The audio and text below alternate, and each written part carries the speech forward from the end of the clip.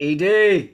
Yo, So if I told you that I turned off this game, I don't know, midway, close to the end of the third quarter, would you judge me? would you judge me for heading towards the exit from, from the field of jeans a little later than that? I'm saying, this since we judging, This is the Believe in 49ers podcast on the Believe Podcast Network. He is Super Bowl champion Eric Davis. I'm Rahshaun Haylock. Plenty to get to on this show. Niners drop another one at the Field of Jeans.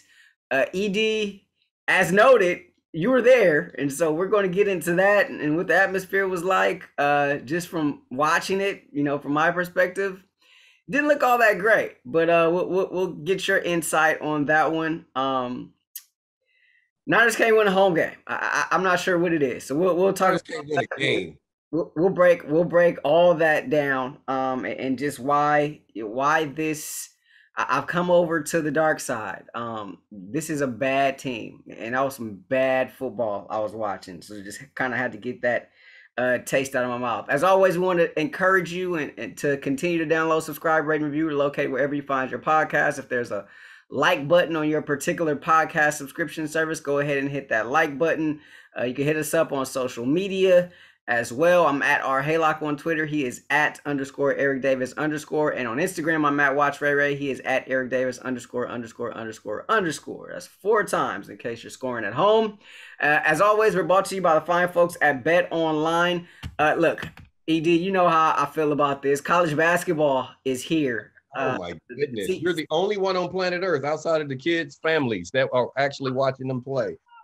the kickoff. This is the tip off. Actually, it's like the tip off night of college football as we sit here and record this podcast. So I'm pumped about that. Obviously, the fine folks at Bet Online, they got all kind of stuff for you to bet on, including a big bout that's going to be taking place in December. Niner great Frank Gore taking on former NBA point guard Darren Williams. Now, according to the odds at Bet Online, Darren Williams is minus 250, Frank Gore plus 200, meaning Williams is actually the favorite. He's got a 71% chance to emerge as the victor according to the odds. So you want some action on that? Go ahead and get in on that. Bet Online has you covered. College hoops, NBA, you got hockey going on. We just went through the greatest month of the year as far as sport, or the greatest month of the year as far as sports go in October. You just got everything going on all at the same time. We're here in November now, and get in on this action. Head on over to the new updated desktop or mobile website to sign up today and receive your 50% welcome bonus on your first deposit. Just use the promo code BELIEVE50. That's BELIEVE, BLEAV 50 to receive your bonus. Go on over to Bet Online, the fastest and safest way to bet all your favorite sports. Bet Online, where the game starts. We'll get to your tweets momentarily as well. He is Super Bowl champion Eric Davis. I'm Rahshaun Haylock. So I didn't turn the game off, but I was so tempted. I did, and I was there. I was so tempted to. This was third quarter. I don't know, maybe like around the 4-minute mark or so, and a couple plays later, BA scores that touchdown. Jimmy G finds them in the back of the end zone. And I just kind of thugged it out and watched the rest of it. It's sort of, I was getting all kind of vibes. It kind of reminded me of like the Miami game last year a little bit. It reminded me of I don't know, it really was just bad. Like that was like the hardest game I've watched since we've been doing this pod. That was probably the hardest game that I've watched, that I've sat through and watched. And it was just, it's just inexcusable. I mean, you pare this down and you have no Kyler Murray, you have no AJ Green, Mhm. you have no DeAndre Hopkins. So if I flip that over to like the Niner perspective, AJ Watt. yeah, no JJ Watt, right? So if I flip that over to the Niners perspective, right? That's like them going to the game with no Jimmy G, no BA, no Debo, or you flip one of those guys for Kittle, right? So Uh-huh. And on the defensive side of the ball, you know, without a Ford, right, or a Bosa, right, and so you know and it's Colt McCoy, and you know we were kind of joking about it last week a little bit, and I'm just Colt like, all right, Colt McCoy. McCoy, you know, Colt McCoy, Colt McCoy. and really Colt McCoy. Colt McCoy, yeah, like that was the Colt McCoy. Mullins. Colt McCoy. Mullins. It's the same guy. six in one hand, half dozen in the other, yeah. Man. And it was just bad. But on the flip side of that, it wasn't even so much Colt as much as it was the Terminator, James Conner. Like, I mean, he was just gashing them, and he was talking his talk, and it was well deserved because he was doing that thing, and Niners really had no answer for him. I mean, he was gashing them in the run game, he was hurting them in the pass game. Niners couldn't tackle. You know, he put some dudes on a poster, essentially as well. It was just bad all the way around. I mean, you look at the offensive possessions in that first half. I mean, you spot a team 17 points, right? You cannot do that to any team in the NFL. I don't care who you are. But to lose by that margin at home against that team that's that shorthanded, I mean, that's just bad. That just means you're a bad team. Like, there's just no other way to put it, right? Well, you know, we've already been there. You're catching up. I've been saying this Catching up. because I was just Only looking. late to the party. You know this by now. So I'm not, you know, that's why I told you before, like the last game I watched, I was like, it just got comical. I started watching some of the things because they are just at that point. I see it now. This was a game where because of all the injuries that you mentioned, those key players missing, I wanted to see exactly what the 49ers could do with this squad. You were in a position, this is a good football team. You beat a good football team. Where that would have put your record, where the mindset it would have put you in. Beating a good team within your division, in a very tough division. There are a lot of things that it could have flipped for them. So that's why I said, okay, this is what's going on. You have an opportunity, especially the way it's all written down. You got Colt McCoy running this offense. You got a chance. Now, game starts. You said it was reminiscent of the Miami game. No, this was more like early Nolan. This was more like Chip Kelly years. They were outplayed. They didn't look prepared. There was a lack of energy. They were outcoached. In every phase and facet of the game, the Cardinals, a depleted Cardinals football team, was far superior from top to bottom than the 49ers. So it's just time to reevaluate things. They're just not a good team. And don't give me, well, the injuries, and because of the injuries, this guy, that guy, the other guy. Another team with serious injuries came into your house and skull drug you. Seriously. I mean, they just came in like my coach Ray Bob used to say. They're coming to town. They're about to take a dump on your coffee table, wipe it off with the curtains, and see what you feel about it. That's what they did, and they allowed them to do it. Sorry, people. I actually cleaned that up. That you should have heard Ray Bob say it. I cleaned that up tremendously. You should hear. But that's.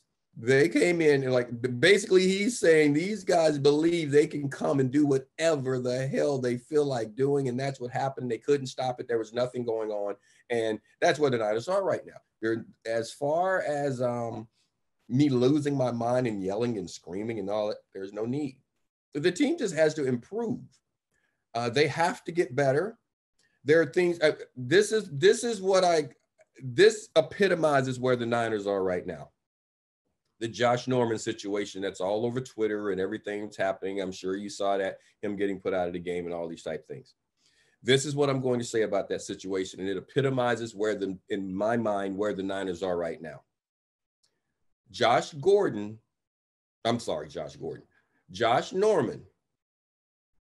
Am I looking into the camera? I see you. Okay, you see me. At least you can hear my voice.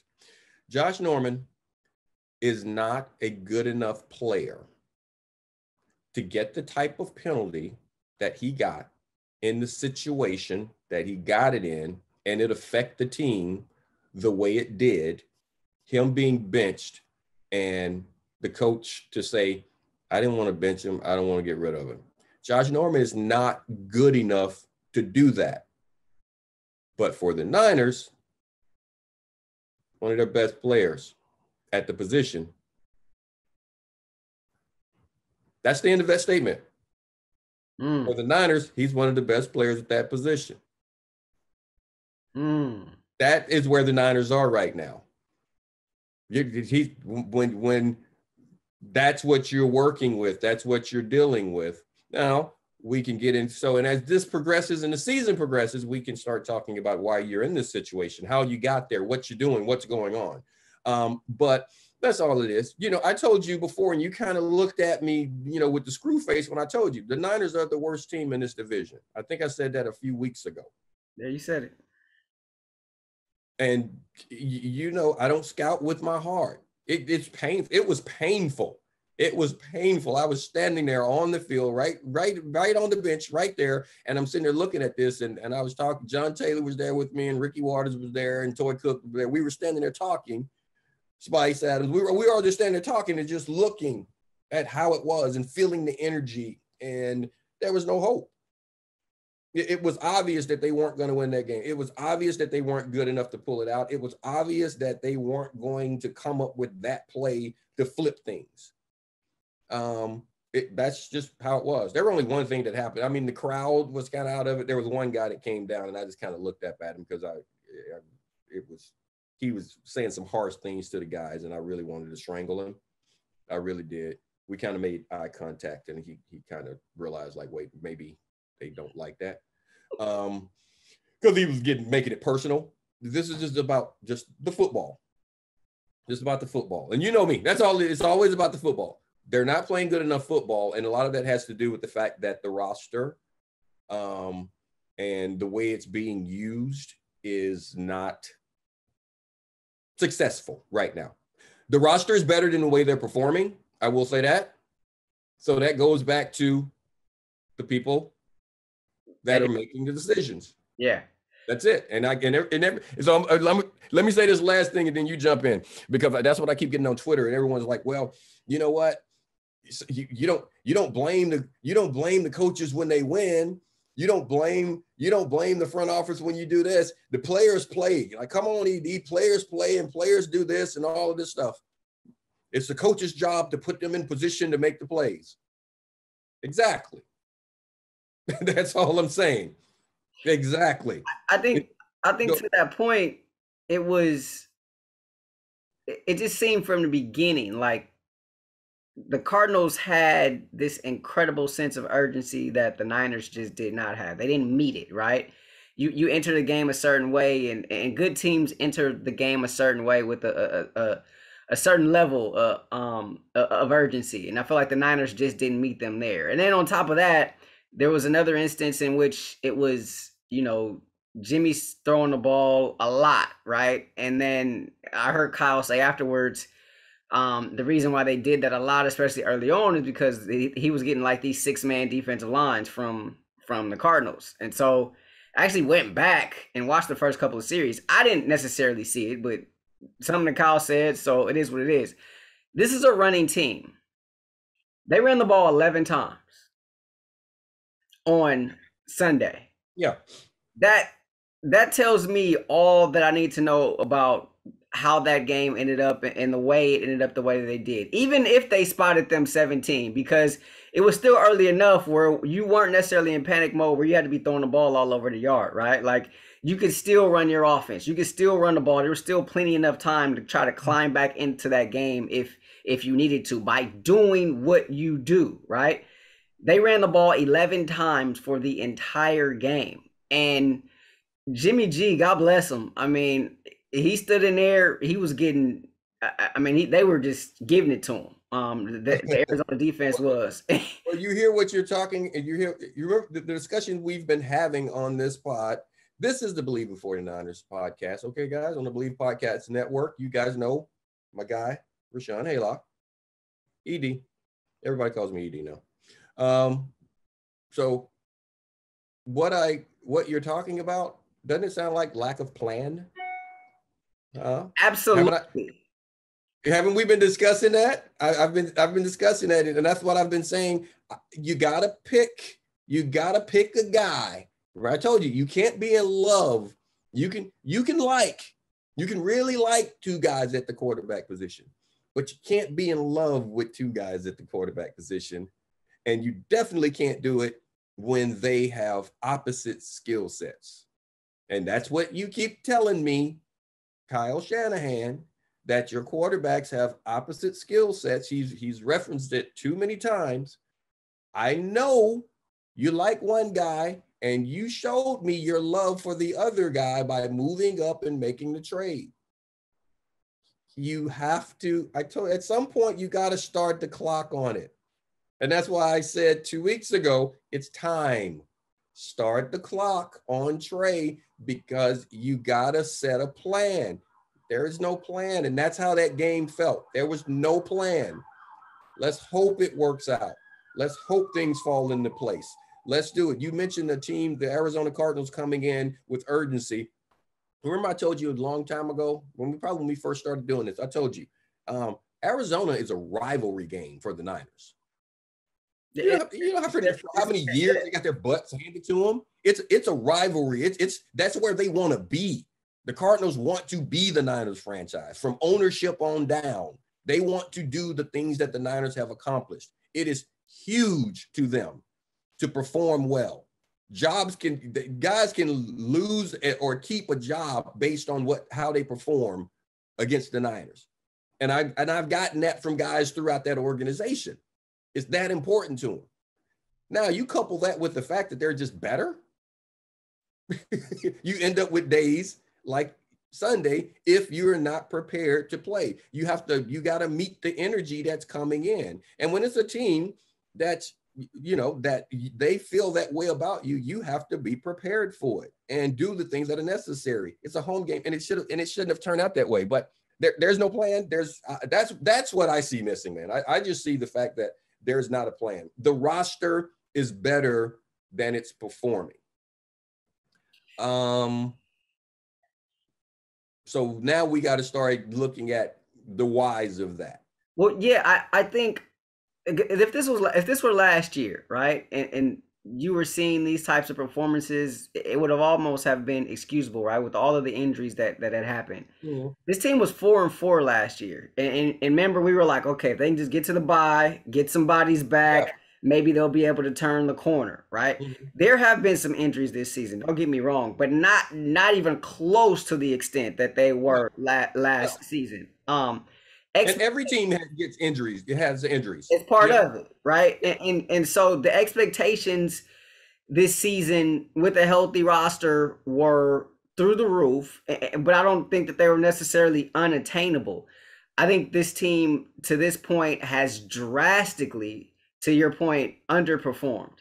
Mm-hmm. And what happened on Sunday was inexcusable. You talk about the quarterback position. Kyle was asked after the game, is Trey going to be the starter next week? He said no, but he wasn't necessarily thinking about that. He also said some other stuff. And I saw your tweet, ED. You're fluent in coach speak. What did you hear? First of all, I'll say this. The reason they lost is because he put the hat on. Remember, we talked about this last week. He can't go back out there with that hat on after he went out there hatless in Chicago and everything worked out. I'm surprised he had the stones to even dare to put that hat back on. Anyway, hats don't make plays. Hats don't make calls. Hats don't draw up X's and O's. Hats don't feel the situation and know when to step on the gas or when to bob or weave. Hats don't feel that. Hats are innocent bystanders. Don't ever blame. I said it when I played. Old heads told me that. It's just one of those things. Don't ever blame the equipment. It is the user. It is always user error, bruh. Low hanging fruit. The hat's an easy target. No. The hat's an easy target. What did you hear though? What did you hear in the post game from one Kyle Shanahan? You're fluent in coach I speak. clearly heard him blame the players and say it's not my fault. You heard that. Yes, I heard that, and that's not a good thing. As a player, and these are the tweets I got. Well, Bruce Arians does that. He called out Tom Brady. Guys, understand this. It's different than if I played poorly, if I had a bad play, if I screwed something up. I, as a player, I know that. I know I screwed it up. So for the coach to walk up and say, ED has to be better in that moment. We need him to make that play. That's something he normally does. That's something we expect him to do. He's got to get that done. He just simply can't, and that cost us. I'm okay with that. I'm okay with that because I know I screwed it up. And listen, he just came out and just said, hey, ED, these are the things that I know he's capable of. He's not doing it. Okay, that's directed at me. I got it. That's personal. It hurts. It's true, but I know it's true. Bruce Arians getting on Tom Brady. That's what, like, Tom can't do that. Tom needs to do this, and Tom has to do it this way. Now, the difference is when you preface it with, we had a great week of practice. Actually, they got better this past week. The guys were out flying around. They were doing everything exactly the way we wanted them to do it. And, you know, I expected a great performance because of what they did during the week. Let me clarify that for you. See, I had them prepared. They were doing everything that I wanted them to do during the week. They were doing it exactly the way I scripted it, exactly the way we coached it, exactly what we told them to do. They did it. Okay, now we'll take a pause there and let's go to the next part of that. So now it turns into so he prefaced everything by saying, we did our part as coaches. We got them prepared. Hell, we even made them better than they were the previous week. Then it turns into, they stunk in every phase of the game. They screwed up everything out there. They couldn't tackle. They couldn't catch. They couldn't hold on to the ball. They couldn't block. Blah, blah, blah. They. That's what he said. I'm not the only football player that heard that. And that's where the issue can creep in. Because you start, it's not so much that what he said is false. Guys, Dre Kirkpatrick one-on-one, just ended up like a bug on the windshield. You got to make that tackle. People will get on like DeMarco, he's got to do something with the defense. He drew up a defense that had a guy right there to make the play. That's not the coach. That's the player. Okay, that's fine. Say that. Say you got to make that tackle one-on-one. There are things like that. But don't start it by saying, I did my job. My staff, we got them prepared. They didn't listen to us.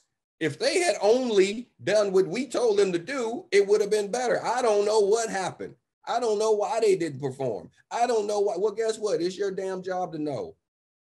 It is your job to have them prepared. It is your job to adjust and figure it out. If you had them so prepared and they improved so much from the previous week and they were so energized and ready to go, fix it, coach.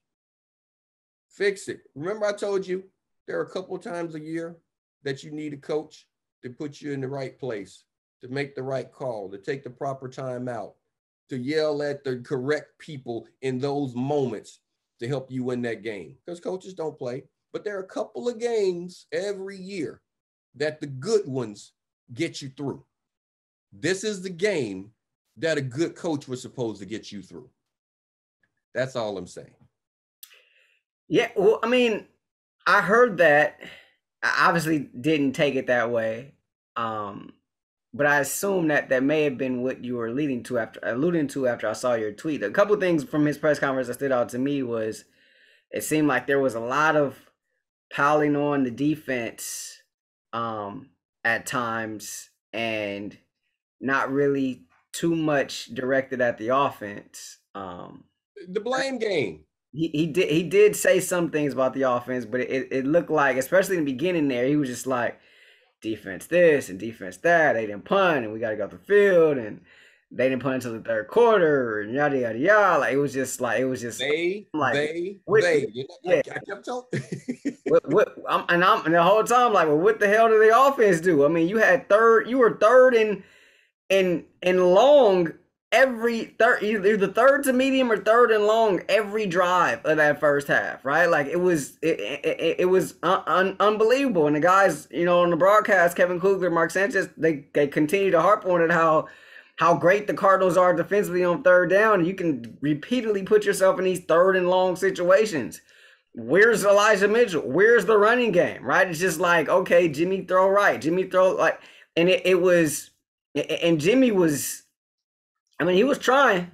God bless him, but I mean, he had the D line, kind of, coming down on him. It seemed like a lot of those routes were sort of slow developing, so he was kind of holding on. He had to hold on to it a little bit, and the offensive line wasn't holding up as well. It just reeked of madness. And then the other thing that was interesting to me was the whole Josh Norman thing, in which he said, it wasn't my decision not to put him back in the game, but he didn't go back in the game. Where did that come from? Yeah, I thought that was so all of this, like I said, it's you have to start looking at if you want him playing, if you want him out there, if you feel like he's one of your better players, which you obviously must if he's acting that way and you're doing these type things, then why isn't he out there on the field? That's so there. I get it, and I can understand from an administrative standpoint. And you know what? I can give him the benefit of the doubt because he may have possibly not even noticed that he wasn't on the field because of the fact that he's he's the head coach, but he's also the offensive play caller. He's so entrenched in everything that's happening on the offensive side of the ball that he can't be focused on the defensive side of the ball while they're out there. So that part of it may be that's the case. So that one, I can give him somewhat of a pass on. But I still go back to what I said. Josh is not good enough to be yelling at other teams' coaches, head coaches, and getting penalties like that. He's not. And it's a shame that the Niners are in a position to where they have to deal with that. I played with guys that were good enough to yell at coaches and referees and everything else. Once upon a time, I was good enough. It's so I mean I know that, and I've seen that, and where it's gone to pushing coaches and everything else, but you have to know really who you are and you're standing on the team. Yeah, I mean, that takes a whole nother level of humility and looking in the mirror and things of that nature. This is the Believe in 49ers podcast on the Believe Podcast Network. He is Super Bowl champion Eric Davis. I'm Rahshaun Haylock. Time now to get to your tweets. Feel free to always get involved in the show. I'm at @Haylock on Twitter. He's at _Eric Davis _ This one from at @iHustler1. Something we talked. iHustler1 is back. He's back. Something we talked about. Eric Davis, hey big bro, I just want to take this moment to say that anything I ever said to you and Rahshaun about the play calling versus Jimmy's play conversation, my bad. Y'all got it. Just showing some love there. Appreciate you, iHustler #1. That's right. Put some respect on that man's name. We certainly did. Appreciate you for listening. We got some more tweets coming in here as well. Question for ED. Does this 49ers locker room appear to have strong leadership? Steve Young has past teams had strong leads in the locker room. Does this 49ers team appear to have strong leadership? This one from Jason 2. They have strong leadership in that locker room. They have guys on that locker room. I mean, you got Trent Williams roaming those halls. You got Fred. You got Kittle. You have that. Now, well, I told you one of the most important things and the most important position on the team, he got kneecapped. So the issue is not, do you have strong leadership? Remember, I told you the conversation that I can't remember which reporter put it out there that Fred Warner and Jimmy Garoppolo were talking about what we need to do to get out of this and everything. And I was like, well, that's a one-sided conversation. Dude, 10 has no juice now. He has no juice because the coach did that to him. It's it. It's done. It's done. So that's the most important position. So this question came out and they were talking about Steve Young. So what did he say? Steve Young's teams. You hear what you're saying? Steve Young's teams. You didn't say Jerry's teams. You didn't say Tim McDonald's or Merton Hanks or Eric Davis's or we can go with our Bryant Young's. You didn't say it. You said Steve Young's teams. So right now, see, this is Jimmy Garoppolo's team, but it ain't. And when you have that problem, you got problems. That's the problem. It's like, whose line is it anyway, right? Who's on third? Who's on first? Jason, appreciate the tweet. At Mr_JB2, very, very frustrated. Just wanted to, release his frustration. Speaking a little bit of French there, if you get my drift. And then we got another one here for you. Niners this from at JCC49ers with a Z. Niners specifically, the defense are missing the energy Saleh brought, especially on Sunday. Is this a real thing or not? He's appreciate you for listening. No, that's a not. You see, everyone. Okay, that energy that Saleh has. Saleh headbutted a lot of games for the Jets, right? Yeah. He headbutted a dude on the Jets with his helmet on. Oh, okay. Yeah, okay. He's headbutting dudes. Are they winning football games? See, all of that is show, man. All of that is show. All of that energy and rah-rah. Can I tell you something? A pep rally has never won a football game. At the pro level. All that loud yelling and screaming and that's never won a game. So all of this nonsense about the energy on the sideline and all this stuff and everything, Saleh was really good because the dudes on the field were really good. And it's about putting him in position to make the plays, but he had some pretty good players to work with. And you see the difference. It ain't the same up in New York because he ain't got the same dudes. And Saleh, before that locker room got filled with dudes, wasn't great. So that's not a Saleh DeMarco thing. It's not. So that energy, the coaches don't matter. When you're out there playing, you're not the last thing in the world you're thinking about is my coach when you're out there playing. Just give me the call, dude.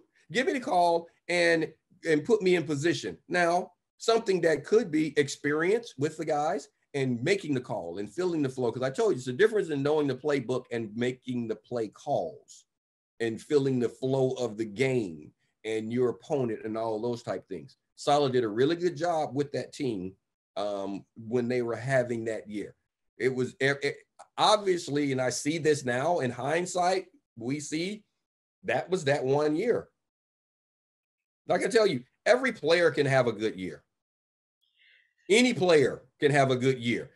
You coach, it happens with coaches. It happens with teams. You have that run. Everything happens. You and I have conversations on the pod, and we have conversations on the pod before the pod after the pod. And I've had this conversation with you on the pod either before or after, but never on the actual pod.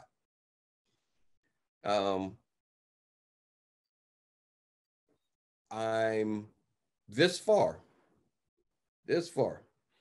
like knee high to a gnat's ass away from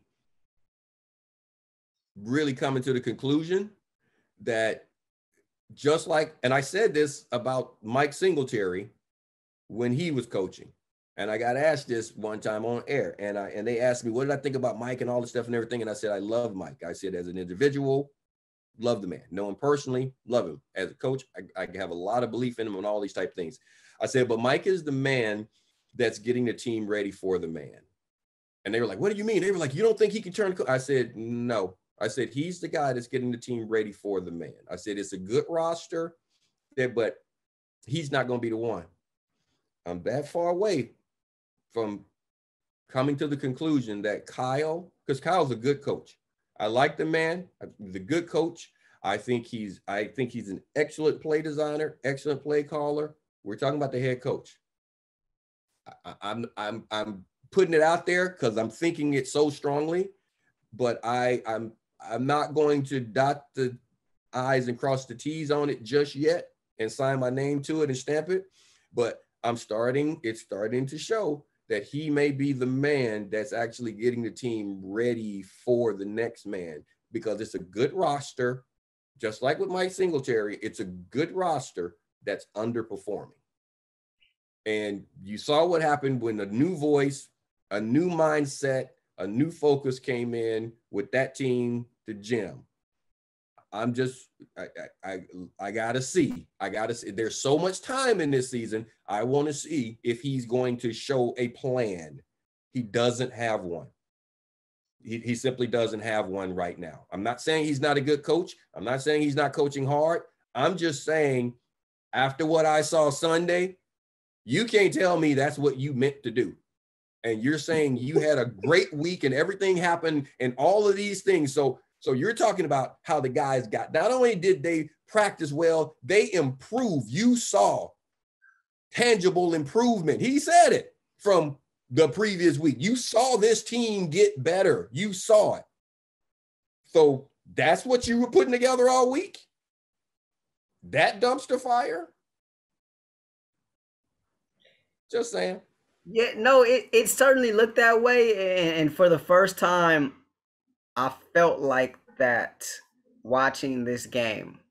Not sure if I really felt like that before. I've always had a strong confidence in Kyle.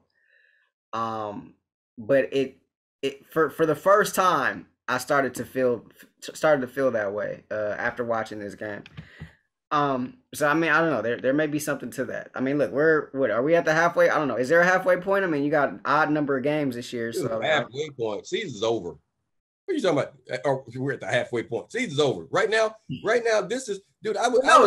You said we'll see going forward what the plan looks like, right? That's got to be the rest of the season, right? Like we'll see going forward. We'll see going forward what his plan's going to be and what he's going to do and how things are going to happen as far as him and coaching and moving and the mindset and evaluating the players and all this type of stuff. Dude, this season's over. This is a bad football team, and the season's over. So now it's time. I was on a team. I was on an 0-8 team, and I remember getting called upstairs, and you're like, oh, hell, I got to see the principal. So you go upstairs to see the principal, and I'm sitting in there, and this was when I was with the Panthers, and at the time, Jerry Richardson was the owner, and he just sat me down. He said, E, you know you're going to be here. He said, this season's over. He said, we know. He said, you can. And this was after a meeting. The coach was like, if we just get on the streak, we still got a shot. We finished 500. And he's like, the season's over. He was like, I played, you play, you know, it's over. Right now, I'm telling you this because evaluation has started. He told me this. He was like, basically training camp has started. We're evaluating the roster from this point on to see who's going to be around and who can help us not only get out of this hole, but win big. That's what we're looking at right now. I know you're going to be here. I'm just saying this. So when you see the next guy that you think gets it and can help us, you let him know. That's what the Niners are right now. The season's over. Like you're not good enough to win a championship. Okay, so and the ones that are like, let's just play enough and get into the playoff. It doesn't matter. It's not a good football team. You got so many things you need to fix. It's time to start evaluating on how to fix that. Do you want to go into another season with the same injured players? Are you going to start putting the same type of value into those guys that haven't been there? Because I'm sorry, the availability aspect of things, if you're not available year after year after year after year, I got to let you go. Because people, we used to say it in the DB room all the time when I was on the squad.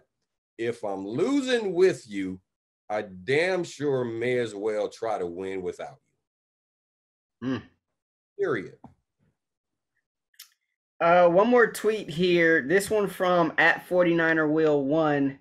Is it wise to draft players for depth that you think can play right away if injuries occur. Is it Oh no, wise to? no, wait. I didn't read that right. This one from at 49er Will 1. Is it wise to draft players for depth that you don't think can play right away if injuries occur? That you don't think. Well, it depends on the player and depends on the position. So if you see a guy and you think you can get him and he has tremendous upside,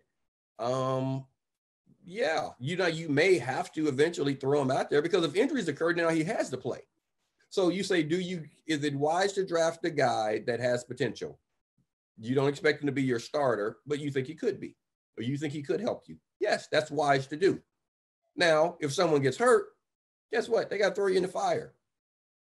You have to get thrown into the fire because the other guys are injured. Now you have no choice. So you can either go and get someone off their couch, or you can get someone within your system and allow them to grow. That's the thing.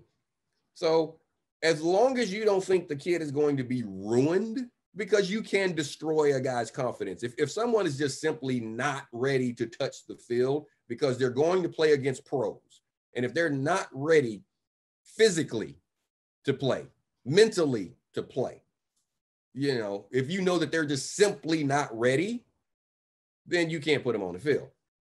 Now, the flip side of that is if a guy is that far removed from being able to be on the field, is he really ready to be on your roster?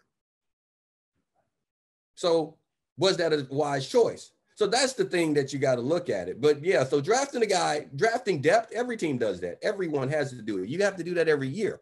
And you got to have guys that you're going to develop. Everybody's not ready to be a starter and ball out for you when you got there. I wasn't. I was fortunate to be able to develop. Merton Hanks and I talk about that all the time. We were able to come in with some guys, and yes, they threw us into the mix, but we were still able to develop, and they knew that they brought us in to develop us. And we were able to learn and go through it and take our lumps and learn from those lumps and watch other guys and enjoy some success and grow from that. Confidence comes from doing. You do some things right, you start to feel like you can do other things right, but you got to get in the mix. And they throw you out there and you're ready. Now with us, like with Merton got thrown in. I got hurt. He was the 5th rounder that they were planning on developing and doing all these things. I got hurt. He had to go in. And fortunately for him, I tell you all the time, fortunately, Mert, saved your career. I saved your career. You would have been doing all of this if I had not come back because you couldn't play corner. But that's a whole nother story. I love making you laugh with that. But so to answer the tweet, yes, that's an okay thing. You hope guys don't get hurt, but when guys get hurt, now you just got to throw them in the fire. That's what happens. You got to throw them in the fire. Jimmy Garoppolo. So Kyle is Kyle saying, hey, 5 can't play. 10 gets hurt, 5's got to play. That's just the way it works, whether you want to develop them or not. That's how it works. Putting a bow on this one, Niners losing Mike McGlinchey. He's out for the rest of the season. Yep. So that's a big blow on the offensive line. D Ford went on IR last week too, didn't he? Yeah, D Ford still on IR. And then also it was announced that Jalen Hurd officially shut down for the rest of the season. So there's that. And there's we talked about this a long time ago. I wish him well, and I would like for him to get healthy. I just don't think this is the spot for him. And I told you before, I don't even know why they back to the decision making. I told you it's not about the coaches' decision making, and that there's no Jalen Hurd. I told you if he's not healthy coming out of training camp, that was a wasted spot. Yeah. So that's what I'm saying. It's time to start evaluating this roster and starting to see what is actually going to be with your core. You know who your core guys are. You know. I know the 8. Because there are like 8 to 12 guys that you build your team around on a football team. I know we know 5 of those guys we can rattle off just like that. Who else can you add to that and say these are core guys? And then when you get those guys, like a Jimmy Ward is a core guy on this team. We know that. I know that. I also know that you got to upgrade from there. So if you got Jimmy, where's the flashy light that you're going to put next to him? That's what I mean by you got to start thinking about if you really want to compete. Because, we always joke about it, and we'll talk about it later this week. Same old sorry ass Rams, they're better. Freaking bird on the side of the Cardinals, they're better. Yeah. Seahawks, bad Seahawks, they're better. You got to get better. Coming back. You got to get better. Yeah, I think talking